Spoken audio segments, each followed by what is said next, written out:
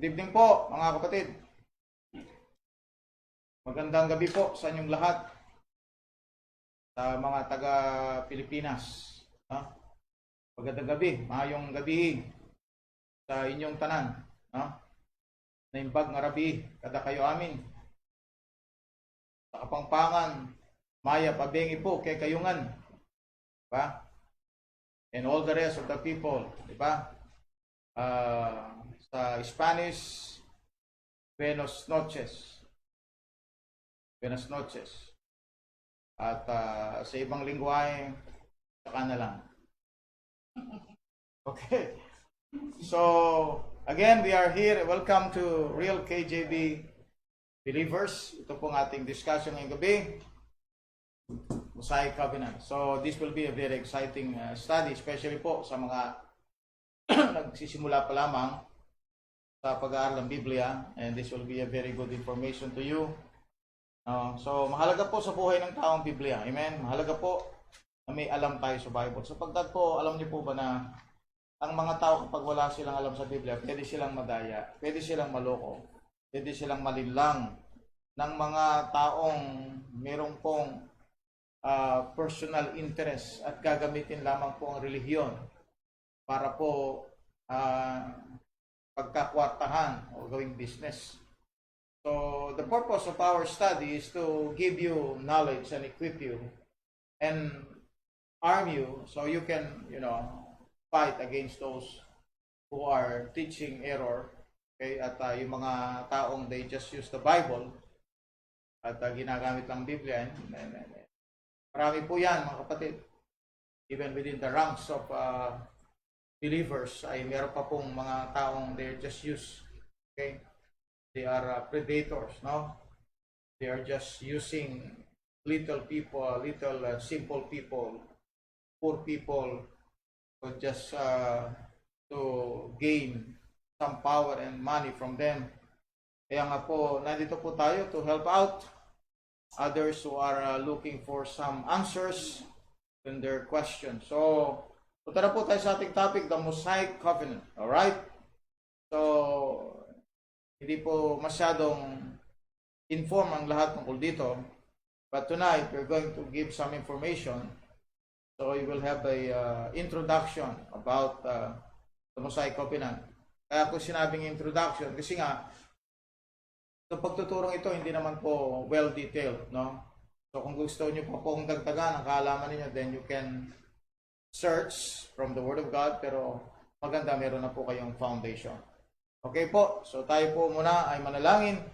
Let us pray. Our Father in heaven, once again we thank you, Lord, giving us a wonderful time, giving us a opportunity, Lord, to study words.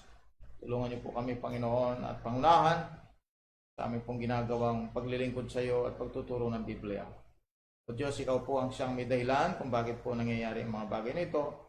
At ikaw rin po, Diyos, ang magiging paraan, Panginoon, upang mahadlang ito, O Diyos, or mapigilan kung loloobin mo, Diyos, na mapigilan ito ng sino man, Panginoon. But if you're going to allow it, and for the furtherance of the gospel, I believe, Lord, that nobody can stop this, nobody can control this because you are a powerful God, Lord God. Kaya, O Diyos, sumasa lang po kami sa iyong kapangyarihan sa pagpapatuloy po ng programang ito. Nasa iyo po ang lahat, Panginoon. It is not in our hands. Yes, Lord. Is in your own hands, Lord, in your own power. But ngayon, Panginoon Diyos, we are putting our trust on you na gamitin niyo po ang Bible study para po sa lahat po ng viewers ngayong gabi. In Jesus' name. Amen.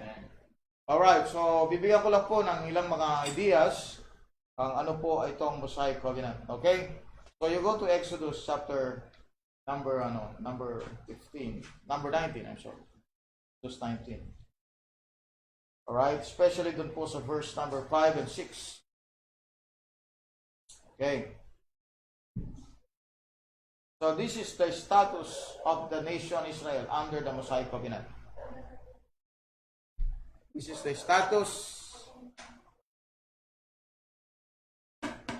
of the nation of Israel under the Mosaic Covenant. Yung pong mountain na yan ay sa Mount Sinai. Mount Sinai. So, 20 mountain ang mahalaga po dito po sa ating pag-aaralan, kay Calvary and Mount Sinai. Alright. Okay. Basa lang, Brad. Exodus 19, verse 5 to 6. Chapter 19, verses 5 to 6. Now therefore, if you will obey my voice indeed, and keep my covenant, then you shall be a peculiar treasure unto me above all people, for all the earth is mine. Verse 6, and you shall be unto me a kingdom of priests and an holy nation. These are the words which thou shalt speak unto the children of Israel. Alright. So you see that? Covenant. So binigay po yan kay Moses. Kaya tinawag na Mosaic. Kasi ang pinagmulan, okay, ito sa panahon ni Moses. Alright? It's a covenant given to God, to Israel. Alright? So ang dealing po dito, nation. Nation. Hindi po individual. Nation. Okay? Kaya meron siyang connection sa tinatawag nilang New Covenant kasi nation din ito. Kung ito ay nation, ang New Covenant sa Millennium ay nation. Alright? So, ano ang purpose ng covenant na ito? Parang Israel ay gawing kingdom of priests. Because ang program ng Diyos since the beginning, from Genesis 1:1 up to the end, is the kingdom program. The kingdom program ng Diyos ay ilalagay niya sa mundo yung kingdom of God and kingdom of heaven. Alright? So, ang magiging headquarter ng kingdom of God, kingdom of heaven will be the world. Okay? Kaya nga, ang unang ang unang inilagay na para bang head ng kingdom of heaven, kingdom of God, ginawa ng Diyos na head ay si Lucifer. Kaya nga, kasi ninyo, he controlled the world. Bakit po? Because during that time na siya po binigyan ng right to be the anointed cherub. Okay? Through the kingdom of heaven, kingdom of God. Kaya hanggang ngayon, siya pa rin ang may control ng mundo because ibinigay nga sa kanya. But during this time, okay, nirurule niya through evil and wickedness. Now, so, pumasok ngayon itong Mosaic Covenant because gusto ng Diyos na ilagay ang kingdom of heaven and kingdom of God dito sa mundo. So, tumawag siya ngayon ng nation, Israel. So, what is the purpose of the Mosaic Covenant? The Mosaic Covenant is to make the kingdom of priests, to make Israel the kingdom of priests under the program of God, the kingdom program. Amen? Ano yung kingdom program? Yung kingdom of heaven, kingdom of God, ito sa lupa. Kaya under this covenant, pag-aralan natin kagabi about the tabernacle, kasi nga, part ito ng Mosaic Covenant. Kasi may mga laws governing the Mosaic Covenant. Okay? So, anong purpose ng Mosaic Covenant? To make nation Israel the kingdom of priests. Priests. Spiritual. So mamaya, i-compare natin yan doon sa 1 Peter 2:9. Okay? 1 Peter 2:9. Tingnan po natin yung pagkakaiba nito sa New Testament. Under the New Testament, okay? Tayo po yung tumatayong priest. Yung body of Christ siyang tumatayong priest. Noon sa nation Israel yun. Pero ngayon, sa body of Christ, sa church age, ang tumatayong priest ay yung mga believers. Sa panahon ng Mosaic Covenant, ang tumatayong priest ay yung mga Israel. At sa Israel, namili po sila ng isang tribe. Okay? At yung tribe na yon ay yung tribe ng Levi. Alright? Kaya may mga Levites. Okay? Ayan. So, nagsimula na po dyan yung priesthood. Okay? Pero sa Mosaic Covenant, sa nation Israel po ito, it is a call for the nation Israel. Okay? So, makita po natin, magkaiba po ang purpose ng mga Levites sa purpose ng New Testament believers. Magkaiba. This here is to bring the kingdom of heaven and kingdom of God here on earth. Okay? Here, alright, this is a spiritual thing, no? Under the New Testament. Pag tignan po ninyo yung difference ng dalawa. Pakibasa brad, Exodus 9 verse 5 to 6. And then compare that to 1 Peter 2:9. Verse 19, verse 5 to 6. Now therefore, if you will obey my voice indeed, and keep my covenant, then you shall be a peculiar treasure unto me above all people, that all the earth is mine.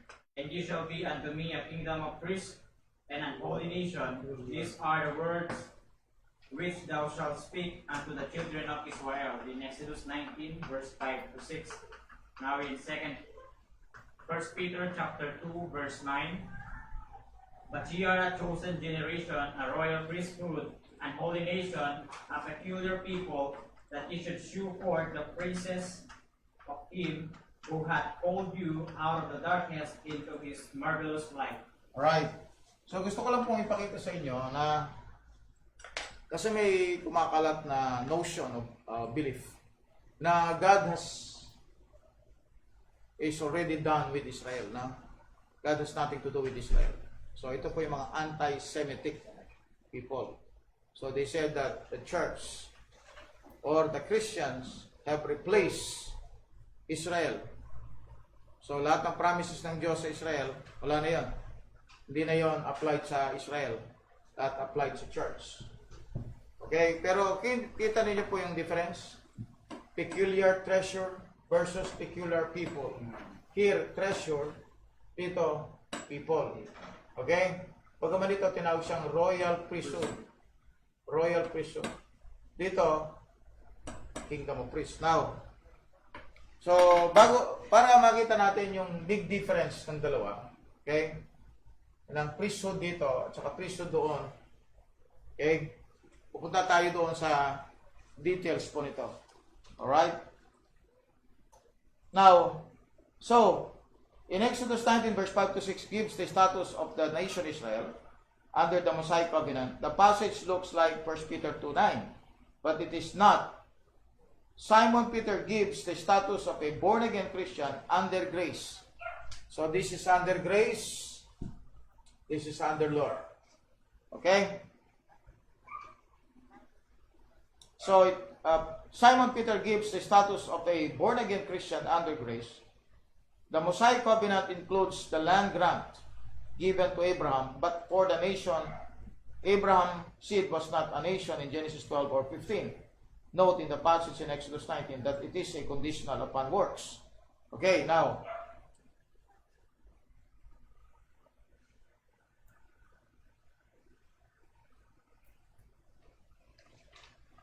kung makita po natin, ang pagkakaiba naman, okay, ng pagbigay ng covenant kay Abraham para sa Israel, para sa land grant. Okay? So, ang purpose po nito, yung covenant ni Abraham naman ay para sa land grant. Okay? Lupa. So, nagsimula ang covenant sa Israel, okay, sa nation Israel, dito kay Moses. Pero ang covenant ng Diyos para sa Israel, through Abraham, is the land grant. So, nakuha niya? So, kay Abraham, under Abraham's covenant, Genesis 15 verse 18 to 21.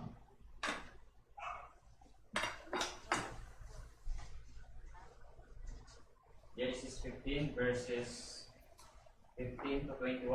18 to 21.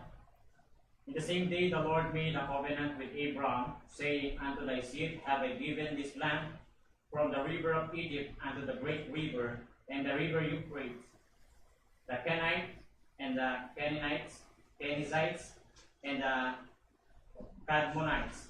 Verse 20, and the Hittites, and the Perizzites, and the Rephaims. Verse 21, and the Amorites, and the Canaanites, and the Girgashites, and the Jebusites. Alright. So, sa Abrahamic covenant, okay, tandaan po natin, ang pinaka-main thing doon ay land grant. Kaya lang ito, okay, given as unconditional. Unconditional.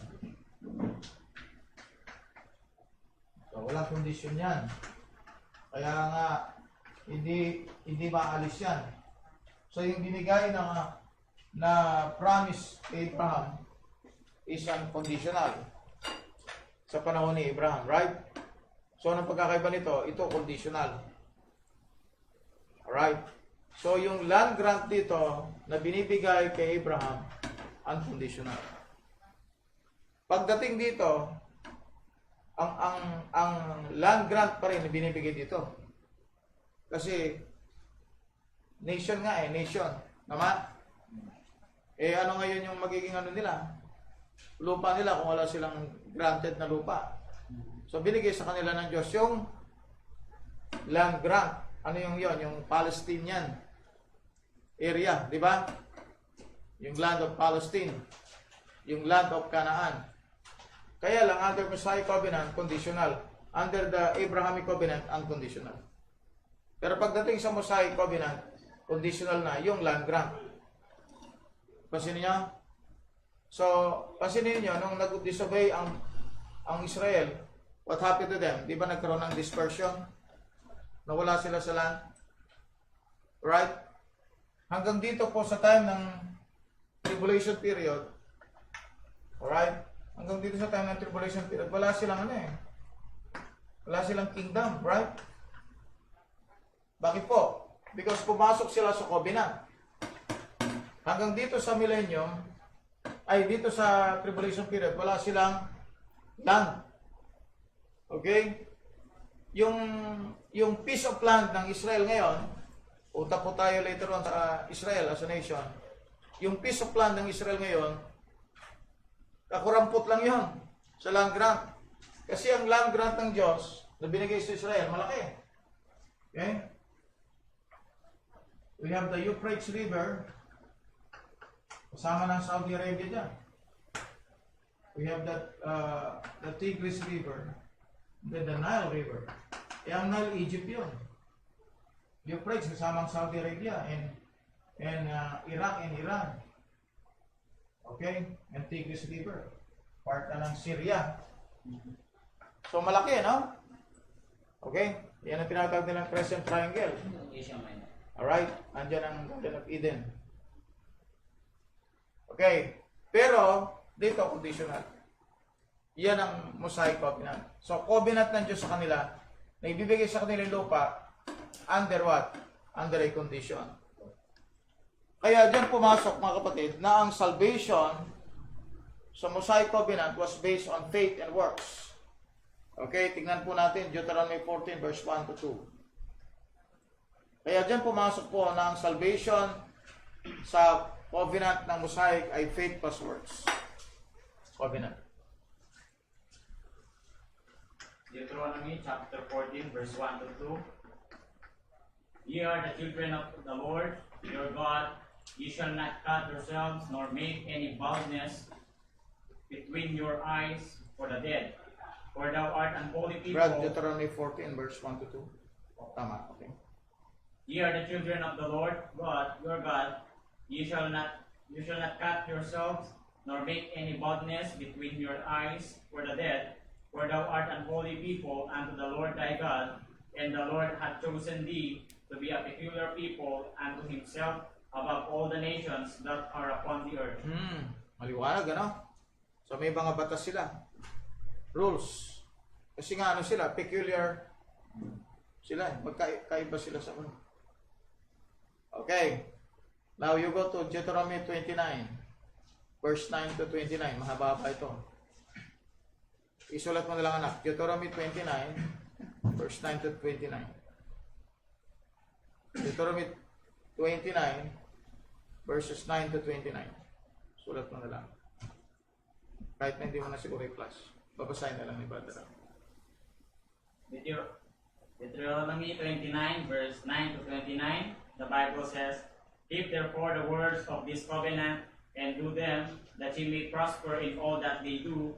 Ye stand, they all the you, before the Lord your God, your captains of your tribes, your elders, and your officers, with all the men of Israel, your little ones, your wives, and thy strangers that is in thy camp, from the hearer of the word thy wood and to the drawer of thy water, that thou shouldest enter into covenant with the Lord thy God, and into his oath which the Lord thy God maketh with thee this day, that he may establish thee to be today for a people unto himself, and that he may be unto thee a God, as he hath said unto thee, and as he hath sworn unto thy father, to Abraham, to Isaac, and to Jacob. Neither with you only do I make this covenant and this oath, but with him that standeth here with us this day before the Lord our God, and also with him that is not here with us this day. Alright. For you know how we have Anong dwelt, verse ka na? verse 16, Hanggang 20 na lang. No? dwelt in the land of Egypt, and how we came through the nations which ye passed by. Verse 17, and ye have seen their abominations and their idols, wood and stone, silver and gold, which were among them. Verse 18, lest there should be among you man or woman, or family or tribe, whose heart turneth away this day from the Lord our God, to go and serve the gods of these nations, lest there should be among you a root that beareth gall and wormwood. Verse 19, and it came to pass, when he heareth the words of this curse, that he blessed himself in his heart, saying, I shall have peace, though I walk in the imaginations of mine heart, to add drunkenness to thirst. Verse 20, the Lord will not spare him, but then the anger of the Lord and his jealousy shall smoke against that man, and all the curses that are written in this book shall lie upon him, and the Lord shall blot out his name from under heaven. Yeah, see that? So kung babasahin pa natin ka 29, you will see that salvation in this Old Testament time is faith plus works. And the Holy Spirit gave you a whole chapter in the plan of salvation in the Old Testament under Moses in the book of Deuteronomy, chapter 30, yung next chapter, no? Chapter 30. So in Ezekiel 18:24, basahin mo lang, Brad. A righteous man can die in his sin if he turneth away from his righteousness. Ezekiel 18:24, the Bible says, but when the righteous turneth away from his righteousness and committed iniquity, and doing according to all the abominations that the wicked man doeth, shall he live? All his righteousness that he hath done shall not be mentioned. In his trespass that he hath trespassed, and in his sin that he hath sinned, and them shall he die. Oh, righteous siya, ha? Tapos naging wicked. Mamatay siya sa kanyang kasalanan. Ano yun? Salvation by ano? By works. Oh, by works. Kailangan righteous ka. You go to John 8:24.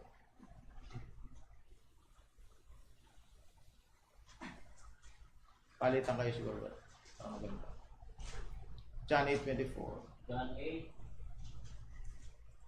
verse 24. 24. I said therefore unto you that you shall die in your sins, for if you believe not that I am He, ye shall die in your You sins. see that? Shall die in your sins. So ano yun? Diba? Anong salvation meron sila? Bakit sila mamamatay sa kanilang kasalanan? Anong salvation meron sila?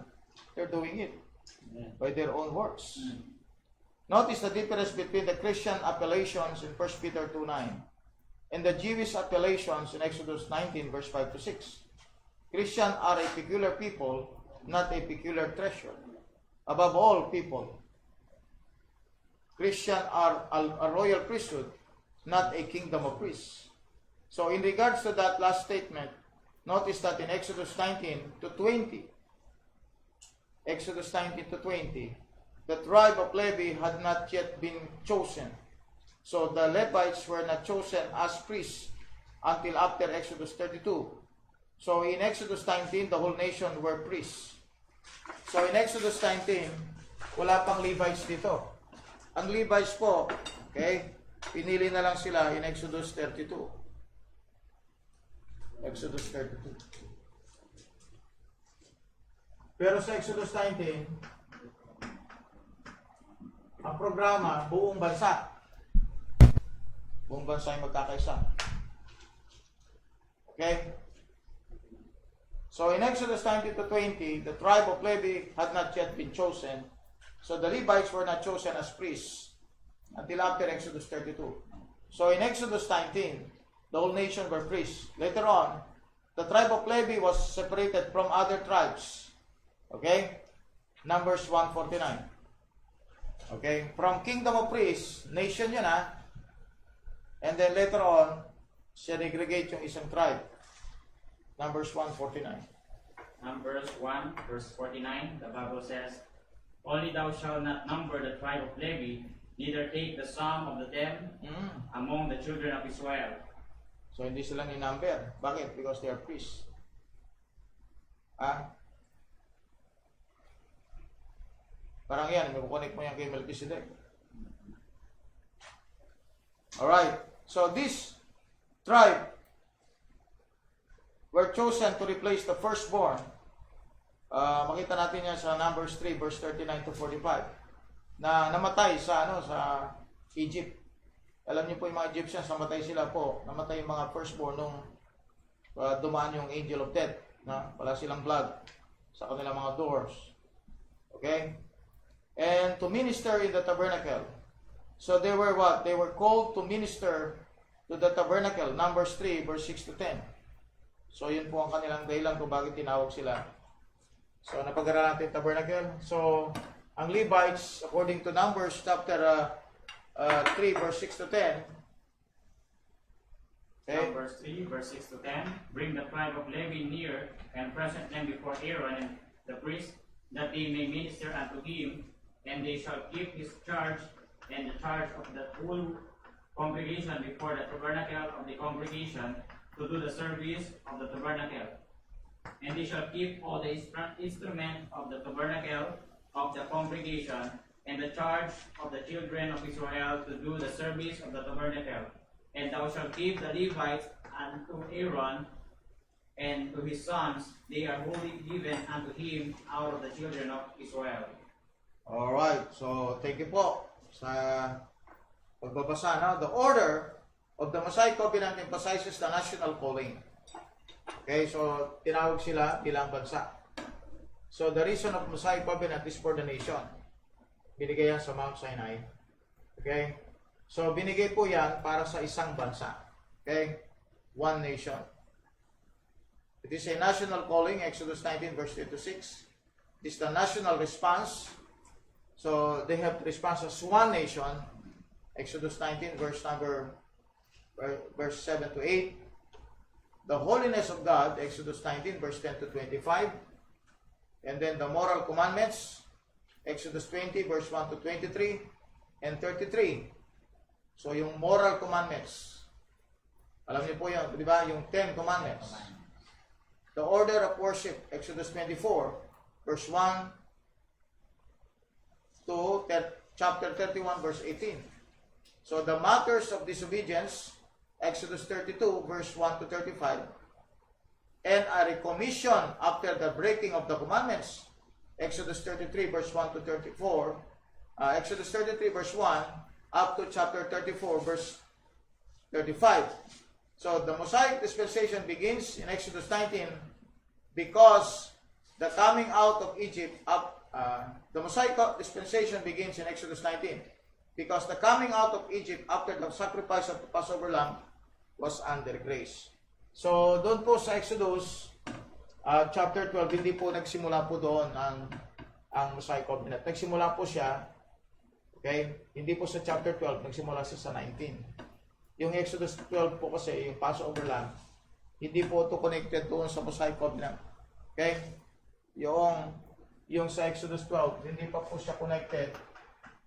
Okay? Yung sa Mosaic Covenant, hindi pa siya. So, siya po yung under grace pa. So, ang start talaga sa Exodus 19. So, dito po, makita natin, it talks about the nation. Kung sila po ay magdi-disobey, may batas po sila. Kung sila po ay magbabalik loob, may batas sila. Yung binanggit po kanina. Okay? Alright? So, recommission. Pag na-recommission sila, meron silang mga laws. So, punong-puno ng batas po yan. Laws. Kung maging disobedient sila, okay? Anong mangyayari sa kanila? Merong batas na, ano sila, ano sa kanila?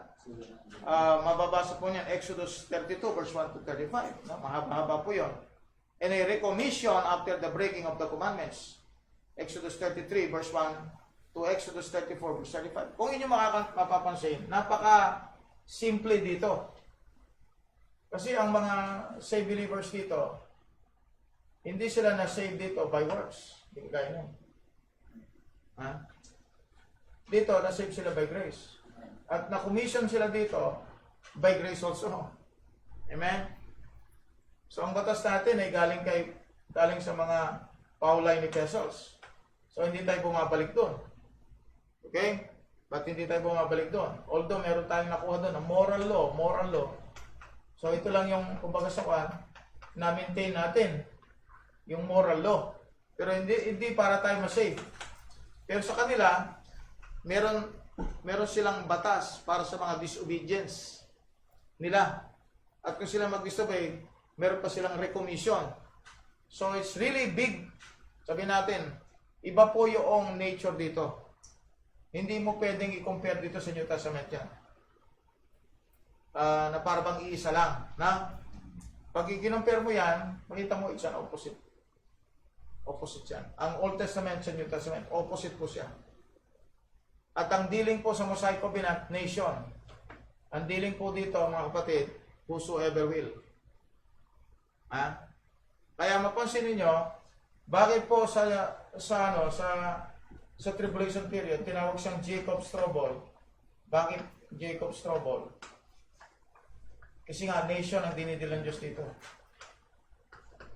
So, kung dito Israel, okay? Dito hindi Israel eh. Sa time ni Abraham, Gentile pa rin to. Dito Israel. Okay? Dito Gentiles and Jew. Alright? Dito Israel. Dito Israel. So, makita mo, bumabalik palagi sa Israel. As a nation, Israel. Okay? Ito, generally, Gentiles. Right? And some, Israel. Pero generally, Gentiles. Okay? Right? Pagdating dito, Israel. Pagdating dito, Gentiles. Wala pa nga na dito eh. Calling out pa lang dito. Kasi mapansin mo, bakit dito sa New Covenant, sa Millennium, involve ang Israel? Bakit ito, Israel? You know why? Because of this. Because of this. Covenant ng Diyos. Kasi nga merong recommission ng Diyos na ginawa. Na kung sakaling sila ay magbabalik loob, amen? Meron silang gagawin. Kaya nga, the book of Hebrews was written for that purpose. Hinanda ang Israel para sa pagbabalik ni Kristo. For that purpose. Usahin natin sa Hebrews 8:8. Tingnan natin yung comparison ng Mosaic Covenant sa New Covenant. Hebrews 8:8. Hebrews 8:8, the Bible says, "For finding fault with them, he saith, Behold, the days come, saith the Lord, when I will make a new covenant with the house of Israel and with the house of Judah." Yeah. So, political po yan. Kingdom po yan. Kingdom. Political. Actually, ang simula, ang ano niyan, start niyan, yung pag-unite ng Northern Kingdom at saka Southern Kingdom. Two political kingdoms. Yung two political kingdoms na yun, di ba? Sa panahon ng apostasy, naghiwalay yun eh, di ba? Right? Gaway sila. So, sa time ng millennium, yung dalawang kingdom na yun will unite. You go to Jeremiah 31 and 32. Jeremiah 31, 31, 32.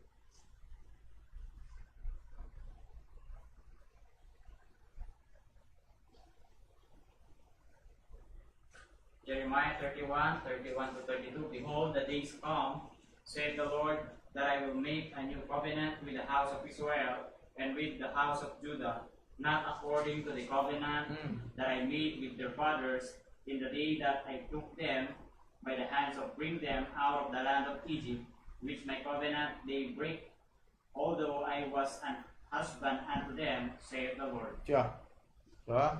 So, ang ginawa ng nation Israel, they break, sabi ng Bible, alright? They break it. But in the new covenant here, in the millennium, God will renew a covenant to them for Israel. Intindihan nyo? Ha? Which is different from the Mosaic covenant. Sa new covenant. Ngayon, dito naman, in second application, sa new covenant, second application, tayo na lang, second application. Bakit? Bakit naging second application na tayo? Because tayo po ay na-unite doon sa covenant. Okay? Na-unite tayo doon sa covenant sapagkat itong body of Christ will someday be part of the millennial reign of Christ. Second application na lang tayo, pero ang main application, ang Hudyo. Okay? Kukunin ng Diyos sila para ibalik doon sa lupain nila. At ano yon? Yun yung land grant ng Diyos na binigay kay Abraham. Okay? Tama? So, balik tayo. No? Review. Noon, binigay kay Abraham ang isang covenant para sa isang lupain, land grant. Okay? Kaya nga, may seed, saka may land grant. Yung seed, si Isaac, sa kanya magsisimula yung nations. Okay? Tapos yung land grant, ito yon. Okay? Yung land grant. Okay? Ito yung fertile crescent kanila. Alright. Tapos, from here, yung land grant, given as unconditional. Kaya makita mo, na kahit tumalikod ang Israel dito, tuloy-tuloy pa rin yun. Hanggang dito, binigay. Bakit? Because it was given unconditional. Alright. Now, under Mosaic Covenant, tinawag sila as Kingdom of Priests. Of course, hindi nila nagawa ito, no? Supposed to be, bababa na sana ang Kingdom of God dito sa mundo through Israel. Okay? Alright, so it was given conditional. At kung matupad nila ito, God will give them the land grant from Abraham. Na pinangako ng Diyos kay Abraham. Kung matupad nila ang kautusan ng Diyos. So kaya pumasok sila ngayon sa faith plus works plan of salvation. Okay? You read Deuteronomy chapter 30, no? So wala na po tayong time para basahin yung buong chapter na yun. But if you want to check that out, you read Deuteronomy chapter 30. Okay, now, so, maganda po ang study natin, di ba? Okay? Now, after this, siyempre, namatay si Christ. So, that ends the Mosaic Covenant. That ends the Mosaic Covenant. John 1:17, Pastor Brad.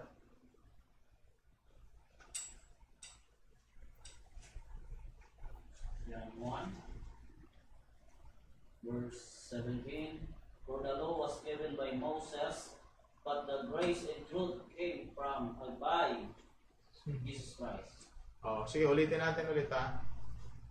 But, Mosaic Covenant. Okay? So, that's all, folks. May we open our question and answer? Meron ba? Kaya ang tubig, Brad, yung medyo itinit na pa.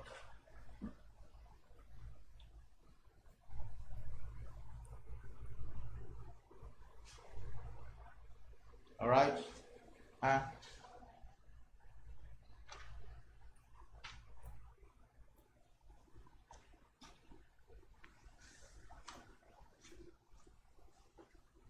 Okay, question are now open. Bago po yan, Shout out. ay shout out po muna sa bawat isa po sa atin na susubaybay ngayon sa pangunguna po ng Makadita ka. UK team, Solano family, Jessica and Patrick Solano, Christian, Loida, Alfredo Solano, Christian Malubag, Angel Ablasa Solano, shout out po kay Ma'am Angel Ablasa Solano. Then Magnum Gomez Mandal, Rhea Di Mayo Martin, Joy Joy, Hilda Dakasin, Ma'am Hilda Dakasin, Amen. Eric Gruco, Javes Cortez, Nancy Hermoso, Nicole Dupitas, Joyce Wendy, Richie Galang, My Heart Ring Melody, Janice Katamura, Esqueda Pinasas, and siguro si Brother Randy, classmate, kumusta po kayo? Luciano Mirapuentes Jr., Mr. Lou. Christy Ontalan Presto, Jarshi Recla, Rhea Di Mayo Martin, Natalie Abel Cangas, Pastor Arnold Torcedo, Edna Razon, Ronald Benjola, Sheila Drisi Gregorio, Brother Mike Cabeto. Amen. Brad. Amen, amen. Then, Sister Shirley Kiambao. Amen po sa inyo pong lahat. Amen. So, kung may tanong po kayo, habang okay pa yung internet po natin, magtanong po tayo. Amen po. So, sana po, naunawaan po natin, ano po, yung ating pong pinag-aralan ngayon about sa Mosaic Covenant. So, sige Alright. po. Questions are now open.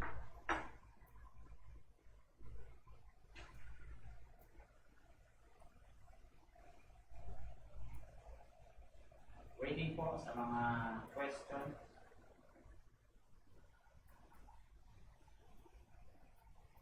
Nakakapasok ba sila?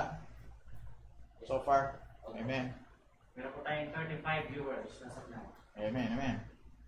That's good. Alright, so wala po ba tayong katanungan so far kahit na po outside ng ating topic? At medyo... Kay Ma'am Hilda Dakasin, tanong niyo po. Baka mayroon po kayong katanungan. Kahit po out of the topic. For the purpose ng lahat ng nanonood ngayon, okay, baka meron po tayong mga bisita na ngayon lang po sila naka-experience ng ganitong Bible study. So maring hindi po nyo itatanong ito, pero ito po ay aking ipapasok na as discussion. Okay, ang salvation po sa ating panahon is not the same as the Old Testament. So biyaya ng Diyos sa atin sapagkat kung tayo dadaan sa ganitong proseso, it will be very difficult for us. Okay? So kung dadaan tayo sa proseso na dinaanan ng Israel sa Mosaic Covenant, maging sila, no? Hindi po sila nagtagumpay. Kaya nga ang Diyos nagbigay siya ng panibagong testament, okay? At ito ay nabuksan dahil po sa kamatayan ni Kristo. So ngayon sa ating panahon, yung grace period, ang salvation po ay by grace. Pag sinabi natin grace, merong gumawa, kaya ngayon di ba? Hindi meritorious. May gumawa para sa iyo at binigay niya itong libre na walang bayad. Yun ang ibig sabihin nun. Alright? So, kaya niya ginawa ito kasi nga pinatunayan na sa Old Testament walang makatupad sa kautusan ng Diyos. So, ginawa ni Kristo, siya bumaba mula sa langit at siya ngayon, okay, naging tao, siya ngayon ang tumupad sa lahat ng kautusan ng Diyos. Wala siyang ginawang kasalanan. No guile. Alright? So, nang siya nabayubay sa cross, siya po yung pinaka-offering. Innocent sacrifice. Without sin at all. So, yung sin po, naging dahilan ng kanyang kamatayan na hindi po niya sin. Kanino sin yun? Sin ng tao. So, binigay sa kanya. So, nung siya namatay sa cross, what happened? Binayaran niya yung ating kasalanan. Kaya nga, kung tayo maniniwala sa Kanya, sa cross, doon sa sacrifice ni Christ, then we can have salvation, not by our good works, but through His work. Amen? Kaya grace po ang salvation sa ating panahon. So what you have to do is accept Christ as your Lord and Savior, and then trust Him, trust His finished work, and you will be saved. Amen. You will be saved. Meron na pong tanong, Pastor. Opo. Eric Grupo. Question, which is more better for us today, Covenant or Testament? Magkaiba po kasi ang testament eh. Ang testament po kasi ay dala ni Kristo. Diba? At nangyari yung testament because of death. Hebrews 9:15. Pakibali, brad. Nangyari ang testament because of death. Hebrews 9, 15. verse 15. And for this cause, he is the mediator of the New Testament, that by means of death, for the redemption of the transgressions that were under the first testament, they which are called might receive the promise of eternal inheritance. So what happened? Ang testament kasi nangyari because of death. Kaya nga yung last will testament, binabanggit po, di ba? Testament. Dahil sa death ni Christ, kaya dumating yung testament. Alright? So, nang dumating yung testament, yung New Testament, nagsimula ito, nag-operate yung New Testament. Now, so, covenant is an agreement. Kaya nga ito, may agreement ang Diyos kay Abraham. Okay? Dito, may agreement ang Diyos kay Moses. Covenant. Okay? Dito, may agreement ang Diyos sa Israel. So, ang covenant is agreement between two person or more, no? So, iba yung covenant sa testament. Pag tinanong natin which is better, covenant or testament, it depends, no? Okay, for example, itong testament natin sa New Testament, better ito. Diba? Sa covenant. Tama? Kasi kung i-compare natin dito sa covenant, better yung testament natin because grace ito. Right? Okay? Pag pinag-usapan naman ang parehong covenant, anong better sa dalawa? Yung kay Abraham, bakit? Unconditional ito. So, pero i-compare natin ang Mosaic Covenant sa New Testament, better ito. Sa church age, Amen? Tapos, ito, unconditional ito, grace eh. So, pagdating naman dito sa Mosaic Covenant versus the New Covenant, better ito. Bakit? Kasi ito, millennium reign na. Okay? With Christ. Yeah. Question po, galing po kay Sister Nancy Hermoso. Pastor Joe, good evening po. Ilang years po ang nag-last ang Mosaic Covenant? So, kasi si Christ, lumabas sila doon sa Exodus, di ba? From here, Exodus 19. That's after 450 years. Kasi mula doon sa pagpasok nila sa Egypt, 450 years yun eh. Di ba? Alright, almost 450 years. Doon sa Book of Acts chapter 7, makita nyo. No? From there, up to Christ. Okay, from there up to Christ. So kung nag-start sila sa, check ko lang po dito sa aking date, no? Exodus 19. Tignan natin dito sa date ni Exodus 19. Alright, this is around 1491 BC. So, 1000. This is 1491 BC. So, approximately from here up to this time, okay? Alright? Kasi ito, ano na ito eh? 33 AD. No? So, gano'ng karaming taon, no? So, approximately, kung kukanin mo yan, 1,500 years. Na? Kasi BC ito eh, no? Alright, so ibig sabihin from here, pababa yan eh, pababa ang counting ng BC, di ba? Pagdating dito, 0 BC na. Pag 0 BC, ibig sabihin, 1491 BC na. Ibig sabihin, ang naubos na oras noon, na taon, ay 1491 years. Tama? Oh. Hindi almost 1.5 na. Dagdag mo pa yung 33. No? So, abot ng 1,500 years. Tumagal yan. Ang Jewish Mosaic Covenant.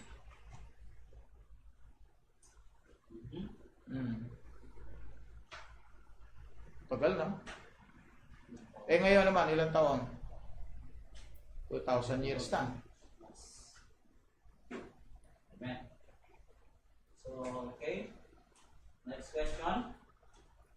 from Sister Angel Solano. Mhm. If wala pong laman ngayon ang hell, nasaan po ang soul ng mga namatay na? Ang hell po, may laman siya. That is the place of damned people. No? Sabi ni Christ sa Matthew 23, how shall ye escape the damnation of hell? So, ibig sabihin, hell has a place here. Asan po siya? Nasa heart of the earth. Okay? So, yung hell ay nasa heart of the earth. Example this one, no? Okay. So panahon ni Christ,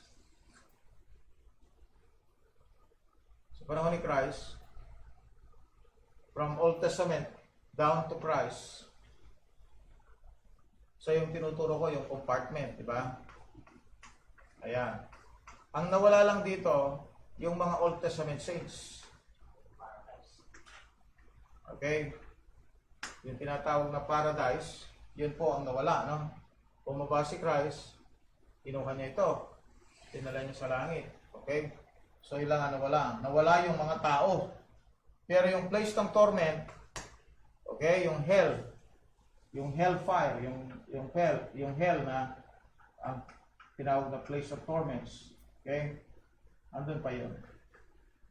Kaya nga, makita nyo sa Revelation 20, verse 14 and 15, death and hell were cast into the lake of fire. This is the second death. So may tao dito. Ngayon, pag namatay ang tao, diretso siya sa impyerno. Kung hindi po siya ligtas. Okay?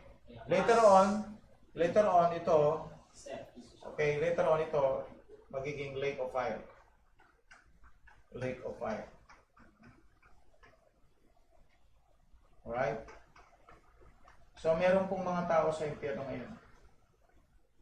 Those dead people are in hell if they are not saved. Diba? Kaya nga yung word na damnation, okay, John 3:18, Brad, tingnan nyo. Tapos 2 Thessalonians 1, verse 7 and 8. John 3:18, the Bible says, he that believeth on him is not condemned, but he that believeth not is condemned already, because he hath not believed in the name of the only begotten Son of God. Yun, condemned already. Tingnan niyo yung condemnation na mangyayari sa taong hindi nag-believe. 2 Thessalonians 1:7, 1:8. 1:8, in flaming fire, taking vengeance on them that know not God, and that obey not the gospel of our Lord Jesus Christ. See that? Obey not the gospel. So pag hindi ka nag-obey, hindi ka nag-believe, so what will happen to you? Right? If obey na yon, yun yung maniwala ka doon sa gospel. Alright? Kasi ang salvation ngayon is the gospel. Romans 1:16. For I am not ashamed of the gospel of Christ, for it is the power of God unto salvation to everyone that believeth, to the Jew first and also to the Greek. So pag naniwala ka, then you will be saved from hell. Amen. Niwala ka kay Christ. Sige po. Kasi po, medyo mahaba-habang po siguro ito, sir. From Sister Lloyd Valdez Solano, Pastor, for the sake po ng mga new beginners, paki-explain po briefly about rapture, judgment seat of Christ, white throne judgment, Alright. and about Abraham's bosom and So, ganito po, no? Unahin po natin yung rapture. Amen. So, ito po yung church age. Ito yung panahon natin kung saan nabubuhay tayo ngayon. So, magtatapos po ito sa tinatawag nilang rapture. Ang rapture po ay wala po sa Bible yung word na rapture. Ang nakalagay po doon, okay, shall be caught up together with them in the cloud to meet the Lord on the air. So, yung word na caught up, ang Latin po na word nun ay rapto. Okay, so doon nakuha yung rapture, raptured, diba? Tsaka rape. Doon nakakuha yun eh. So, to seize something. So, lahat po ng saved sa church age will be raptured. Okay, kukunin ng Panginoon. Okay, in the twinkling of an eye. So, ito po ay imminent. Pag sinabi natin imminent, anytime it will happen. Kahit ngayong gabi. Gusto ko nga ngayong gabi na. Amen? Now, so after the rapture, papasok po yung event na tinatawag nilang Great Tribulation period, na kung saan magre-reign po yung Antichrist. Okay? Then after that, okay, before the tribulation period and after the rapture, dito po sa air, dito sa air, di ba? Mag-meet tayo sa Panginoon. Then we're going to have, after the rapture, judgment seat of Christ. Dito po yun. So, mauuna po yung judgment seat of Christ sa white throne judgment. Ang white throne judgment po ay after na ng millennium. Millennium po ito. After ng millennium, white throne judgment. After ng rapture, judgment seat of Christ. Okay? So, una, dapat masave tayo para maging bahagi tayo ng rapture. Okay? At yung mga na-rapture, after the judgment seat of Christ, okay, na-rapture sila, after the tribulation period, okay? Few years after the tribulation period, di ba? Few years lang po ito eh. After that, babalik po yung mga Christian kasama ni Christ, including the Old Testament saints na rapture dito, at yung mga na-rapture dito sa tribulation period, lahat po sila babalik with Christ. Amen? Ang tawag doon, okay, ay the second coming of Christ. Ang tawag dito, second coming of Christ. Okay? Now, balik tayo doon sa kwento natin kanina. Nung si Kristo ay nandito pa sa lupa, okay, ang hell po ay binubuo ng 2 compartments. Pero ngayon wala na. No? Isa na lang, apoy na lang. Apoy na lang. Ang compartment na yan ay dinidivide po ng Great Gulf Fix. Lumaki, Pastor. Lumaki, tama. Sa Great Gulf Fix. Okay. Sa Great Gulf Fix, dinidivide yung lugar ng mga Old Testament saints at saka lugar ng mga prison in hell. Yung mga sinners. So, nung si Christ ay nilibing, kaya may yung gospel natin, may part na burial, buried. Because he suffered not only at the cross, he suffered also here in hell. And then after that, he took the saints up in heaven. Kaya nga, ang heaven ngayon, nandun na po yung paradise. Yun ang lugar ng mga Old Testament saints. Okay? So lahat ng masasave dito will go to paradise. Hindi na sila pupunta dito. Ang pumunta lang dito ngayon, sa panahon natin ngayon, ay yung mga unsaved. Ang pumupunta dito ngayon ay unsaved at ang pumupunta naman sa paradise, yung mga saved. Sa time ng church age. Okay? So, yun po yung ang tawag po dito sa Hebrew, itong kabuuan na ito, tawag po dyan ay Sheol. Sa Old Testament. Sheol. Okay? At ang tinatawag din yan sa Greek naman na Hades. Hades. Okay? So, maaari kaya, Pastor, nangyari nung punta si Jesus Christ, nawala na yung brutal fix. May purpose pa rin kasi yan sa tribulation period. Yung compartment na yan.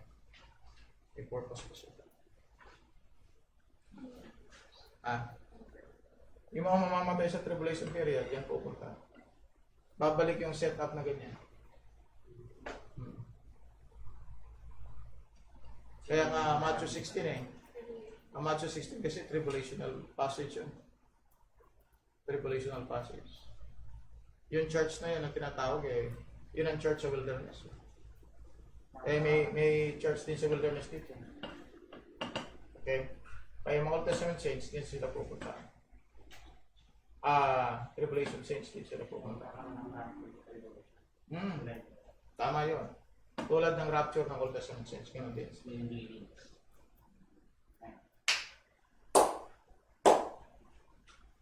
Amen. So next question po. From Christian Malubag. Question, meron po bang nakasulat sa Bible ang totoong imahe o image po ni Jesus Christ? Kasi po sa mga ibang religion like Catholic, mahaba po ang buhok niya at ang pogi. Actually, he's an ordinary person. Tignan natin sa Isaiah 53, Brad. Ito yung picture. Yeah. He's an ordinary person.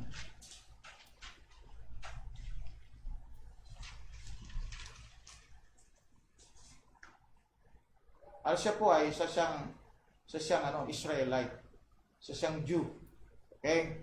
At dito sa Isaiah 53, binanggit po dito yung salitang verse 2, "For he shall grow up before him as a tender plant, and as a root out of a dry ground.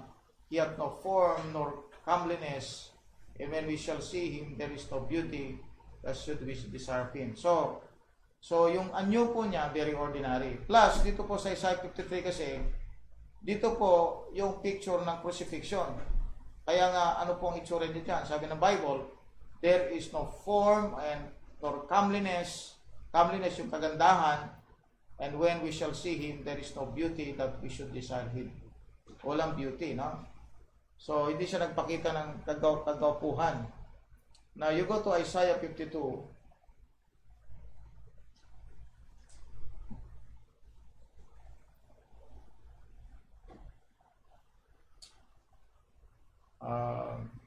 Verse 14. "As many were astonished at thee, his visage," yung itsura po niya, "was so marred more than any man, and his form more than the sons of men." Marred, parang dinurog siya. So ang mukha niya talaga ay dinurog. So you will not see him as makinis pa doon sa cross. Kasi marred eh. Diba? Marred. So mukha niya ay dinurog, no? Tsaka nung maganda naman siya, basta hindi na siya na... Sa Bible, pati yung kanyang balbas talagang yan. Okay? Binunot siya, no? So his face is marred. So walang itsura, no? Hangit. At sa Psalms 22, during the time ng crucifixion, basahin mo nga, Brad. "I'm a worm," sabi ni David, which is a prophetic to the crucifixion of Christ. Psalms 22.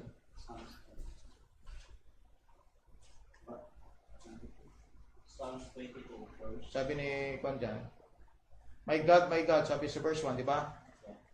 Psalms 22, my God, why hast thou forsaken me? Tapos, I think sa verse 4, binanggit niya yung worm, ganyan. I'm a Verse worm. 6. Verse 6. Verse 6. Psalms 22, verse 6. "But I am a worm, and no man, a reproach of men, and despised of the people." So, yung itsura ni Christ habang siya nakapako sa cross, para siyang durog na, parang yung laman na lang ang natitira. Kaya parang worm, di ba? Worm. Flesh nang nakikita. It's a worm. So, walang itsura. So, yung picture na si Christ ay nakapako sa cross na makinis at limang pirasong sugat lang sa tuhod, tapos pako. Kasi noon po ako ay meron kaming devotion doon ng Apopay Catholic, yung 5 sugat ni Kristo. Meron po kaming binabasa noon, dala-dala ng nanay ko. Palagi namin ulit-ulit yun. Isang isang maliit na pamphlet, sa English pamphlet. Sinasabit po namin sa dibdib namin yun. Oo, sinusot po yun na lahat ng nagdedebosyon kay Kristo, yung 5 sugat ni Kristo. Binabasa ulit-ulit yun habang nagdadasal. Inuulit yung 5 sugat ni Kristo. Ngayon, iniisip ko, hindi lang pala 5 ang sugat ni Kristo. Sugatan siya sa buo, mula ulo hanggang dulo. Okay, marred siya eh. Durog ang kanyang itsura. Marred. No comeliness, no beauty that you should desire of him. At saka siya ordinaryong tao. You go to Mark chapter 6. Ang tawag nga sa kanya, anak ng karpintero. No? Right? Alam niyo kung bakit napaniwala niya ang mga tao? Dahil sa himala. Dahil sa himala. Kaya nga, yung mga tao naman, ayaw maniwala sa kanya. Kasi nga, bakit? Kasi nga, hindi ka hanga-hanga ang kanyang itsura. Mark 6:3. "Is not this the carpenter, the son of Mary, the brother of James and Joseph and of Judah and Simon, and are not these his sisters, here with us?" And they were offended at him. But Jesus said unto them, "A prophet is not without honor in his own country and among his own kin and his own house." So wala siyang honor. Hindi siya hinahangaan. Kasi hindi kahanga-hanga. ang kanyang itsura. Ganun po. Talagang isang ordinary person. Pero full of wisdom siya. Sabi ng Luke chapter 2. Bata pa lang siya, full of wisdom. Sige po. Amen. Okay po. Next question.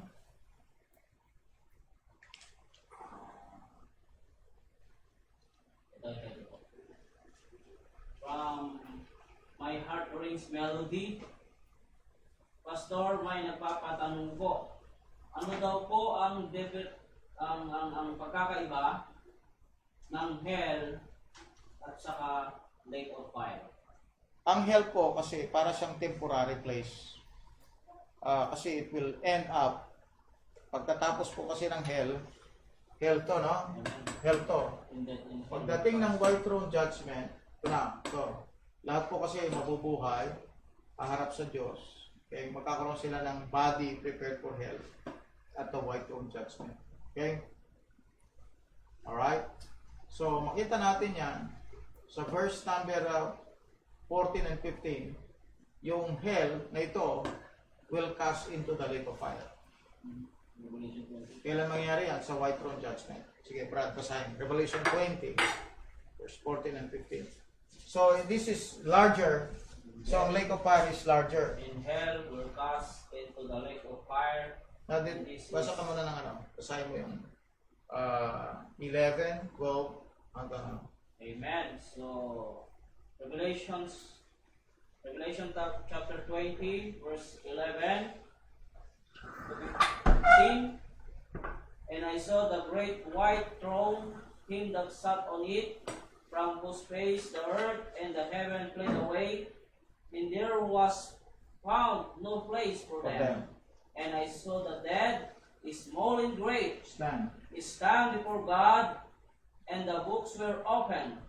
And another book was opened, which is the book of life, and the dead were judged out of those things which were written in the books, according to their works. And the sea gave up the dead which were in it, and death and hell delivered up the dead were in them, and they were judged every man according to their works. And death and hell were cast into the lake of fire. This is the second death. And whosoever was not found written in the book of life was cast into the lake of fire. Okay. So, the hell right now is in the heart of the earth. Asa puso ng mundo. But kapag kayari po ng white throne judgment, okay, kayari po ng white throne judgment after the 1,000 years, after the white throne judgment, then this place na nasa heart of the earth will be cast to the lake of fire. Okay, so this will be bigger because nasa baba po ito ng universe. Okay? This will be bigger.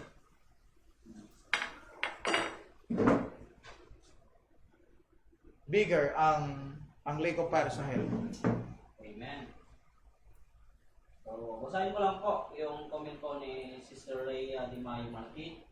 Just visited your YouTube channel po at may mga playlist po which is easier for viewers to follow the different topics. Marami po akong na-miss na Bible studies since nag-resume kami sa work. But now, I can replay the YouTube. Amen. Amen. Amen. From Eric Grupo, question, Pastor, where is the location of the sincere is bottomless pit? Alay. Where is the location of bottomless pit? Saan daw po yung location? Dito siya. Ito yung sinasabi nilang spirit in prison. 1 Peter 3:19. Isa siyang prison. Ito yung lugar ng mga devil ng demons. 1 Peter 3:19 and then Revelation chapter 9. Yung pinaka-last na verse. Okay? Yung bottomless pit. Ito po yung literal name na ano sa hell. Yeah. 1 Peter 3:19, by which also he went and preached unto the spirit in prison, O yan, yun ang spirit in prison. You go to Revelation 9, nasa hell din siya, part siya ng hell. At yung bottomless pit na yun, that's the place of that's the place of the devils. Okay? 9:11. Revelation 9. Revelation 9:11, and they had a king over them, which is the angel of the bottomless pit, whose name in the Hebrew tongue is Abaddon, but in the Greek tongue hath his name Apollyon. Yan yung lugar ni Apollyon, no? Yung bottomless pit. You go to Jude. Go to Jude, book of Jude. Then we will see here in verse number 6. And the angels which kept not their first state, Jude verse 6, but left their own habitation, he hath reserved in everlasting chains under darkness unto the judgment of the great day. So nakita mo yan? Yung pinanggalingan ni Apollyon, yun ay isang angel. Alright? Angel po yun eh. Sabi niya, the angels which kept not their first state, but left their own habitation, he hath reserved in everlasting chains under darkness unto the judgment of the great day. So yun yung bottomless pit, yun yung everlasting chains. Kita niyan? Spirit in prison, there you go. See that? Amen. Kaya nga hell ang tawag dito, pero may place ng compartment para sa Old Testament. So ito, sa baba nun, yung great gulf fix na tinatawag, di ba? That separates between them, di ba? So after that, ano yun? Yun yun. So waiting yan pa sa mga tribulational saints. So ano yung bottomless pit? Ito yung place na yun. Place ng mga angels na chained in darkness. Sabi niya, di ba? Oh. Tapos sa Revelation 9, pinawalan yung isang angel dito. Yung isa, di ba? Sino yun? Si Apollyon, sa Abaddon. Saan siya galing? Sa bottomless. So ano yung bottomless pit? Okay? Ito yung kulungan ng mga angels, right? Okay. Naintindihan? Amen. Oh, yun yung prison. Spirit in prison. 1 Peter 3:19. Okay. Amen. Ganda yung mga ano natin ha. Salamat po sa mga tanong po ninyo. Pumuna ko. Napago po yung ating punga. From Sister Joy Joy. Ah. Ina-answer na po ito, Pastor. Good evening po, Pastor Jo. Question ko lang po, halimbawa po may namatay sa tribulation period na nag-endure and hindi nakapatatak ng 666. So, ibig sabihin po, saved po siya. Didiretso po ba siya sa heaven or doon muna sa compartment hanggang mag-second coming? Gusto ko lang po maliwanagan. Salamat. Yeah. Sa time ng Jacob's trouble, right? Okay? Ito yung tribulation period, right? This one. Okay? Tawag yan tribulation period. So, lahat mga saved, yung mga saved na namatay, dead, di ba? Dead. Ang tanong, saan sila pumunta? Na nasa tribulation period, okay? Hindi sila nagpatatak, sinunod nila ang kalooban ng Diyos, okay? Commandments ng Diyos. So, what happened to them? Pumunta ba sila sa heaven? O saan sila pumunta? Okay, since may rapture po na hinihintay, kasi may rapture dito eh. So they are temporarily, tulad po nitong Old Testament saints, katulad po nila yan. No? Kung ano yung nangyari sa Old Testament saints, andito sila. Tribulation saints. Amen. Kasi they're waiting for the rapture. Okay? They're waiting for the rapture. Kasi may rapture po ang mangyayari dyan eh. Amen. Please. Alright? So, ira-rapture sila. Ako mo? Amen. So, dito, Malinaw. i-rapture din sila dyan. Dito, ni-rapture din sila. Okay? So, temporarily na, dito sila. Waiting for the rapture. Okay? So, hindi po sila dumiretso doon. Because, tandaan natin, because we are again dealing with Israel. They are again dealing with Israel. Israel po ito eh. Okay? So, we are not dealing with the body of Christ. We are dealing with Israel. At kapag Israel pinag-usapan, may lugar sila talaga. May lugar sila. At yun ang lugar nila. And they are going to wait for their Savior. Okay? Kaya parang ano, Pastor, sa mga Israel, kailangan nila makita yung hell. Di ba dyan, Pastor, dyan sa hell, di ba may Hindi, bakit nila makikita? Kung sabi ko, Pastor, yung sinag-usap si Lazarus at yung church na. Ay, ano yun? Pass yun eh. Pass. So, doon hindi pala na. Eh, walang pinuwento ang Bible dun eh. Nasa isip na lang natin yan. Wala na siya. Okay? Mahirap yun pag nagtagtag pa tayo na hindi naman sinabi ng Bible. Okay? So, basta ito ang nangyari. Assuming. So, na-resume ito. Okay, una, sapagkat we are dealing with Israel. Diba? Pangalawa, they are waiting for the rapture of the tribulation saints. Okay? Pangatlo, since kasi special ang dealing sa churches eh. Iba yung mga promises dito sa promises ng mga tao sa Old Testament at saka promises ng Diyos sa mga tribulation saints. Iba. Okay, iba. And again, we're dealing with Israel. No? Dealing with Israel. So, okay, from My Heart Rings Melody again. Another question po. Yun daw po bang pag-o-offer ng mga animal sa Old Testament ay nagpipicture ni Jesus Christ na nag-shed ng blood in the cross of Calvary? Alright, so ganito po yan eh. Before I answer that, no one can understand the meaning of this. So, may mga bagay na nangyari sa Old Testament, mga kapatid, na hindi nila alam kung ano ang magiging para bang picture ito. Dito, from here up to the end of that, no one is thinking about what is this about, diba? So, kung ano lang ang sinabi ng Diyos sa kanila, yun ang ginagawa nila. But they are not thinking about what is this. Amen? You go to 1 Peter 1 verse 10. Hindi nila tinitingnan kung ano ang future pattern nito.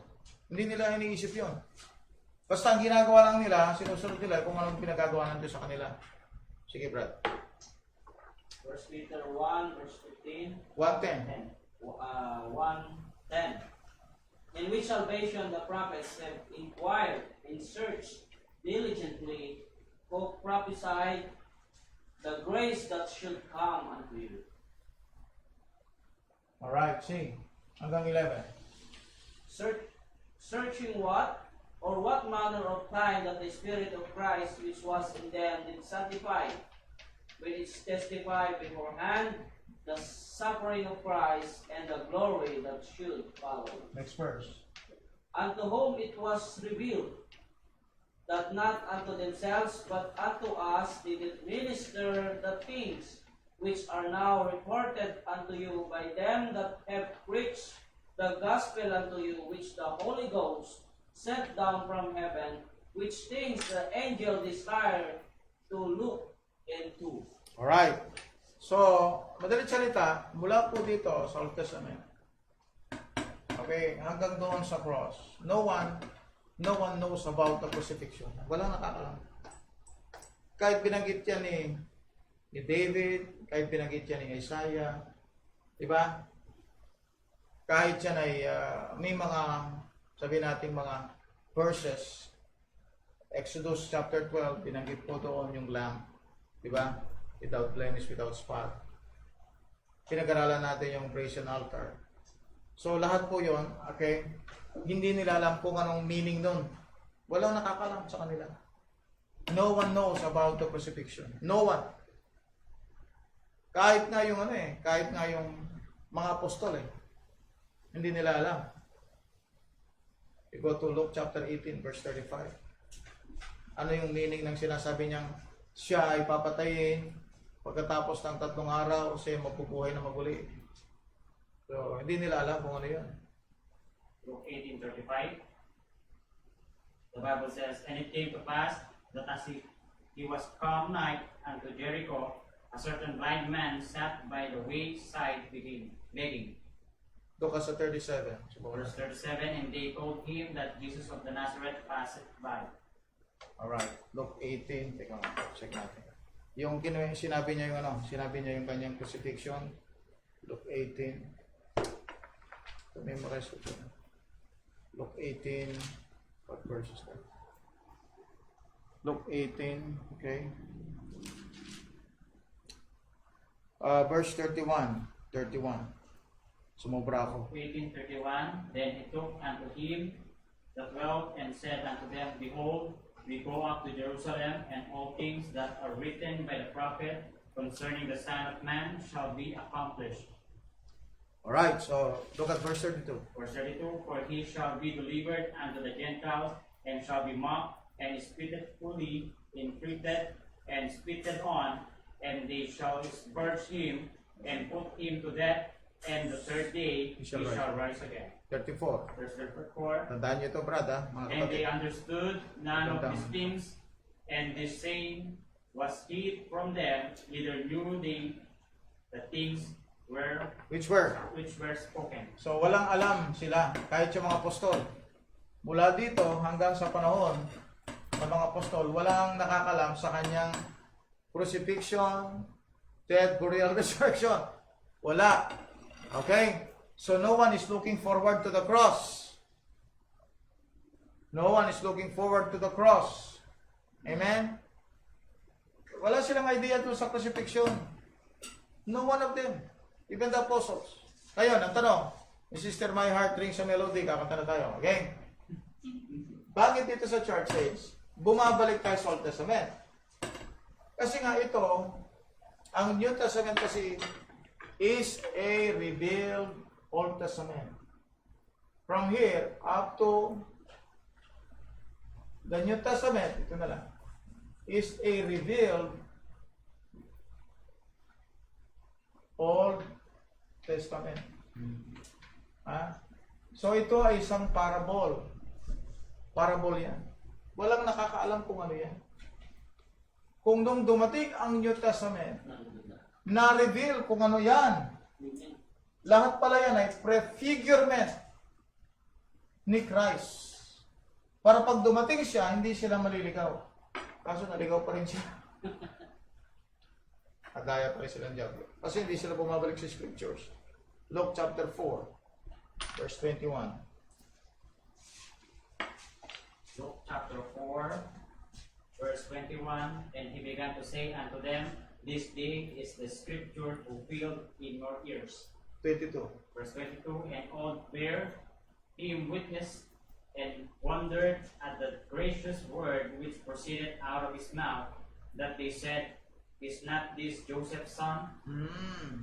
And he said unto them, Ye will surely say unto me these proverbs, Physician, Yeah. heal thyself, whatsoever Okay. we have heard Alright na yun, bro. done. So, ibig sabihin, si Christ, sinabi niya, itong nakasulat na ito ay na-reveal ngayon.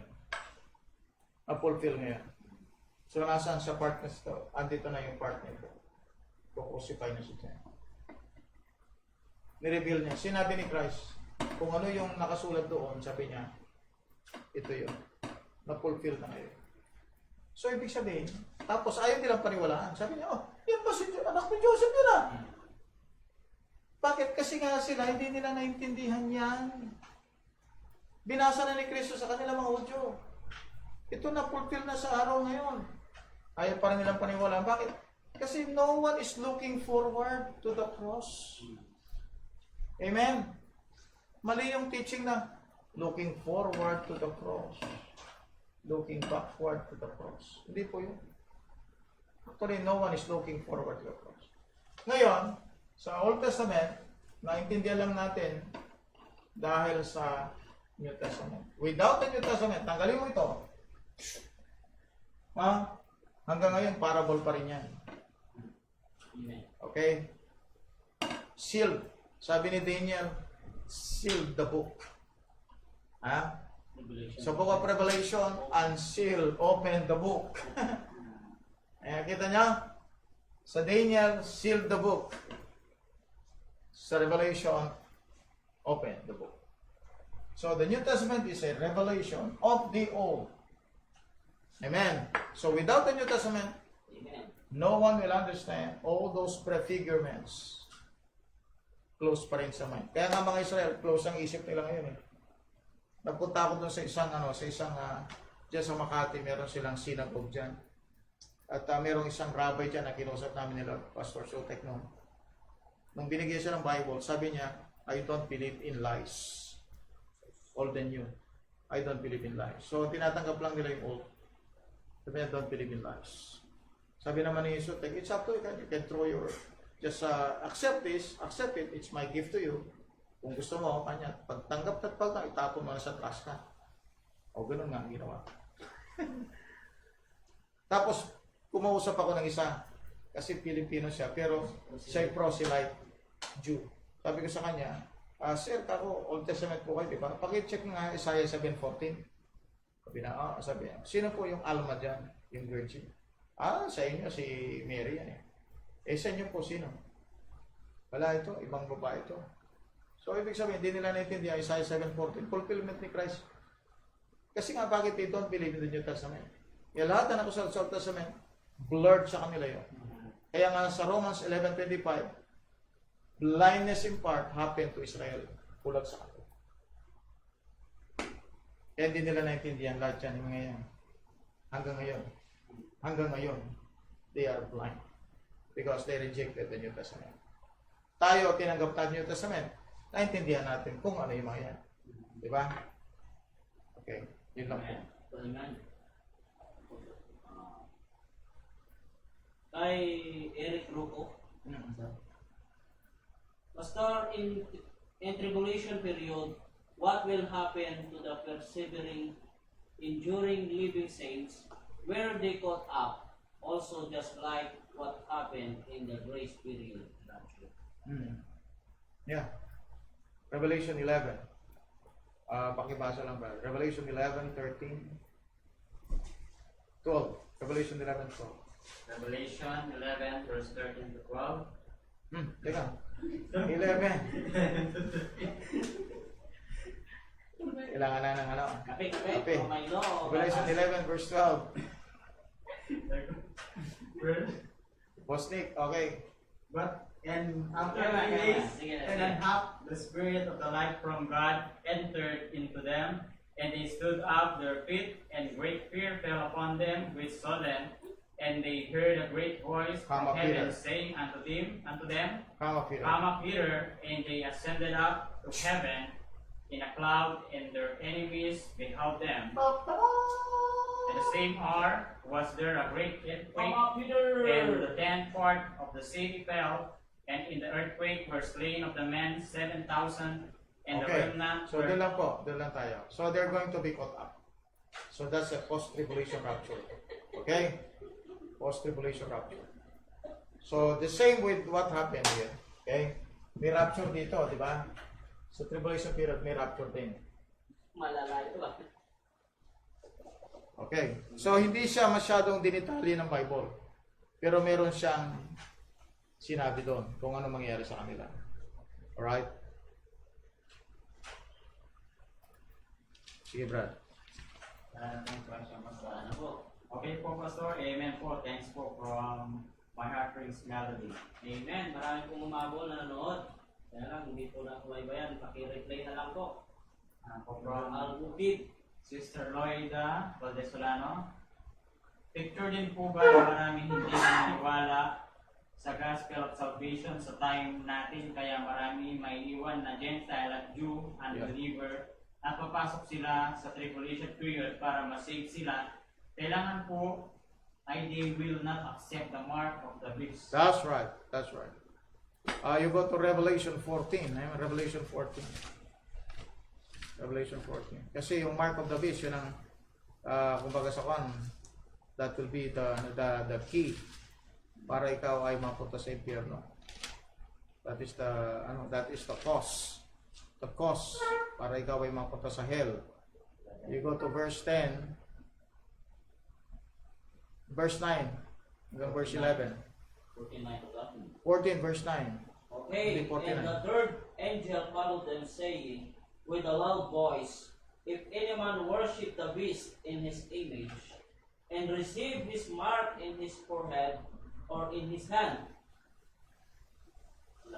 The same the same shall drink of the wine of the wrath of God, which is poured out without mixture into the cup of his indignation. Yeah. And he shall be tormented with fire and brimstone in the presence of the holy angels in the presence In of the the Lamb. presence of them. Okay, verse 11. And the smoke of their torment ascended up forever and ever, and they had no rest day nor night, who worship the beast in his image, and whosoever receiveth the mark of his name. Yun. So yun, no? Saan siya pupunta? Sa impyerno. Pag nagpatatak, no? So, kapag hindi sila nag-receive ng mark, then they are saved. Okay, ligtas sila. Amen. Amen. Sabi ko ni Sister Jane Solano, Pastor, COVID na yan.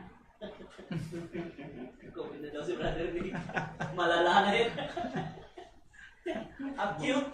Bumaba na eh. Yung is... na. Okay. Amen. So, Wala pong question, so ay po, para po maano po natin ating... So, salamat po sa mga... I think may mga bago tayo. Can I have the list? No? List ng mga nanood ngayon. So, ano ko lang, for a special, ano lang, mention.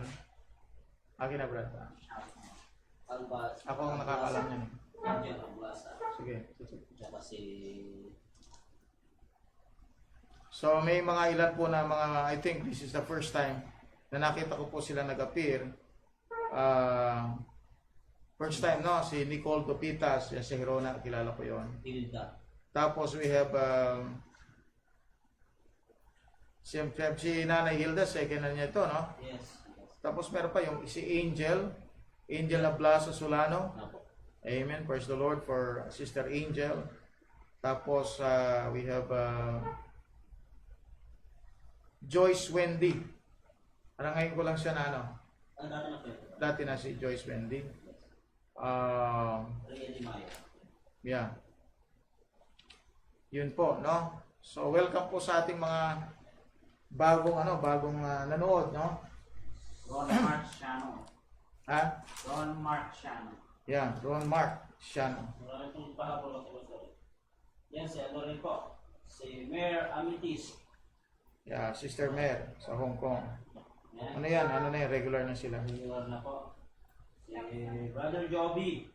Joby. Otis. Pera. Job. Watching. Watching. Okay. So, thank you for watching. Thank you for joining us. Thank you for... Meron pang question. Atin pang question. Ano po? Hindi ko mabasa. Atin pang kutang. Nano itang kutang tamo? Ha? Atin pa. Ito. Kay Eric Grupo. Kay Eric Grupo. Last question. In the tribulation rapture, does the bodies of the rapture living and dead saints do they have a glorified bodies? Oh, good question. Good question. Lahat po kasi yan, okay, binubuo po yan eh, yung tatlong rapture, okay? Yung rapture ng Old Testament saints, tatlo po kasi rapture eh. Old Testament, New Testament, at saka yung tribulation saints. No? So lahat po yan, ang tawag dyan, first resurrection. First resurrection. Okay? Okay? First resurrection. So, yung first resurrection na yan, ang pinaka-first fruit niyan, first fruits. Paghihanap lang, brother, first fruits. First fruits of the resurrection. First fruits. Si Kristo yun. Christ, the first fruit. Christ, the first fruit. Amen? Christ, the first fruits. Okay? 1 Corinthians 15. Alright. So, si Christ ang first fruits ng first resurrection. Ano yung first resurrection? Old Testament, New Testament, Tribulation saints. Nakuha niya? Alright. So, since siya ang first fruits, ano ba siya? Ano ba yung katawan niya? Sabi ng Bible, Philippians 3, verse number 20 and 21. Ibasa lang. Siya ang first fruits, no? Kumbaga sa siya yung unang-una. Bago pa nangyari yung mga sumunod na resurrection. Sige, Brad. Philippians 2:3. Philippians 3 verse 20. 21, the Bible says, "For our conversation in heaven, from hence also we look for the Savior, the Lord Jesus Christ, who shall change our vile body, that is may be fashioned like unto his glorious body, according to the working whereby he is able even to subdue all things unto himself." Yeah. So si Christ, according to 1 Corinthians 15:20, now is Christ risen from the dead and become the first fruits of them that sleep. Okay? So sa akin po, sa nakikita ko, since part sila ng isang resurrection, yung tinatawag nilang first resurrection. Okay? At si Christ ang first fruits ito. I believe, okay, with my own understanding so far. Amen. Ito po ay mga glorified bodies. Old Testament, New Testament, at Tribulation saints. Lahat sila ay glorified bodies. For that purpose, na sila ay part ng first resurrection. At ang first fruit ay si Kristo. Amen? At pag sinabi natin first fruit, ano ba ang anyo niya? Diba? Glorified body. Siya yung pattern. Siya yung pattern. Okay? Tandaan natin, ang na-rapture dyan doon sa Revelation 11 ay si Moses, Elijah. Diba? Sila yung main character doon eh. Ano nangyari kay Moses? Diba namatay siya sa Old Testament? Tapos, yung katawan niya, pinagagawan. Lumitaw siya doon sa tribulation period. Doon siya namatay uli. At nung namatay siya uli, yung ulo niya, nagtugtong, di ba? Sa kanyang katawan. Tapos umakyat sa heaven. So, hindi naman sila makakapasok sa heaven nang walang glorified body. So, Elijah was raptured also with the glorified body. Amen. Pwede ba po isa pa? Last. Last na po. Focus na po. Naka-data lang po kasi kami. Amen. Hindi siya unlimited. Sister Jessica Solano, hindi siya unlimited.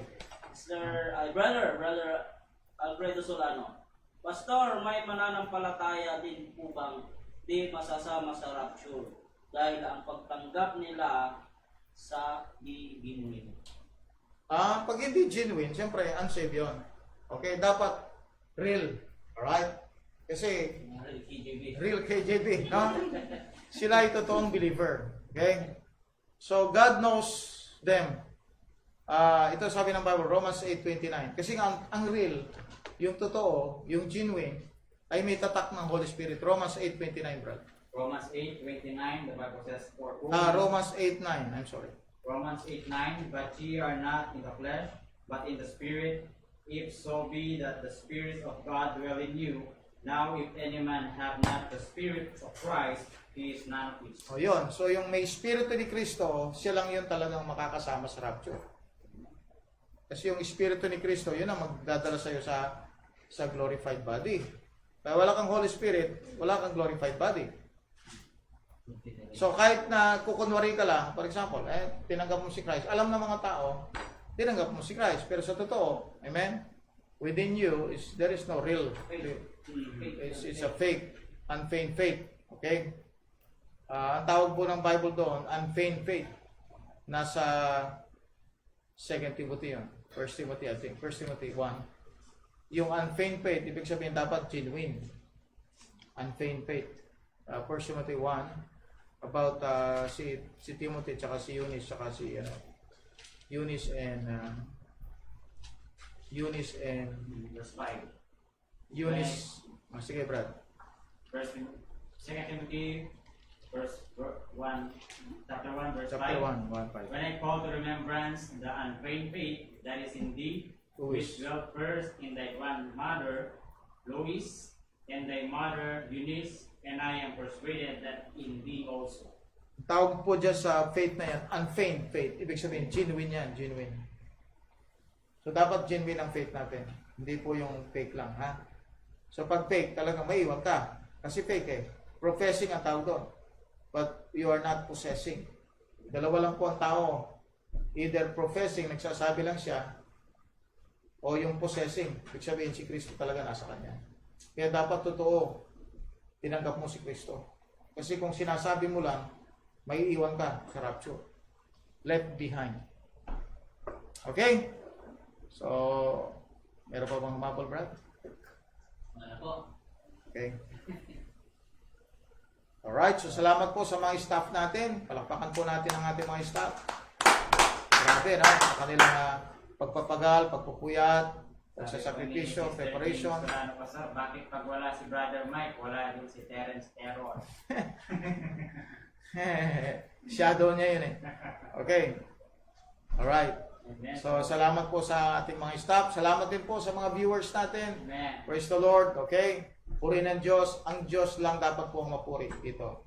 Ginagawa lang po natin parang hub ito para lahat po ng mga tao dyan all over the world may interest sa Bible will go into a certain area. Mga kapwa natin Pilipino, siyempre Tagalog speaking. Alright? So, we'll go and gather to this one area. Pag-usapan mga kapatid yung mga bagay-bagay na maaaring nagiging kaguluhan sa inyong kaisipan. And might be there must be an answer for that. And with the help of the Lord, ay matulungan po natin ang mga taong ito. Okay? Amen. So ito po ang purpose ng Real KJB Believers. We are not competing to others. Okay? Kasi nga, magkakapatid tayo sa Panginoon, nasa gawain tayo ng Diyos. Pero mas magandang iangat natin ang katotohanan. Iangat natin yung aral ng Biblia kaysa sa anumang bagay. Alright? Sapagkat doon dapat nakasalig ang ating pananampalataya doon sa facts. F-A-C-T-S. Facts. Hindi po sa emotion, rationality, or anumang bagay, kapatid, na philosophy, hindi po doon. Or tradition, hindi po doon. Dapat dito sa Bible. And we'll talk about the Bible. Amen? Perfect Bible. That's the King James Bible. Amen. Inspired and preserved by God. Okay? So tayo po ngayon ay manalangin, dakilang Diyos, maraming salamat sa tagumpay na binigay niyo po sa amin. Without you, we can do nothing, Lord. We are weak in our body. We are not wise in our wisdom. We are limited in our knowledge, but you have supplied the knowledge that we need for the purpose of our understanding, Lord, sa iyong salita. Salamat po kung mayroong mga bagay na hindi po namin paalam. O God, tulungan niyo po kaming malaman ito. Pagkat ang gusto po namin ay ikaw ay luwalhatiin sa buhay at purihin ka, O Diyos. At makilala ka naming lubos. Ito po ang aming dalangin sa pangalan po namin Panginoon Jesus. Amen and amen. Amen. So sa lahat po ng mga taong ngayon lang po nakapanood ng ganitong klase Bible study, we are Baptist people, believing in the King James Bible, plus we have love for souls. Kung di po kayo saved, only Jesus can save your soul. Not your religion, not your good works. Only by faith on Christ. Why? Because He is the one who died on the cross for you. Because sabi ng Bible, for God so loved the world that He gave His only begotten Son, that whosoever believeth in Him should not perish but have everlasting life. Good night, and see you to our next video. Amen. So once again, good morning, good afternoon, and good evening. Real KGB Believers now signing off. Amen. Happy COVID-19. Happy COVID-19. God is good all the time. All the time.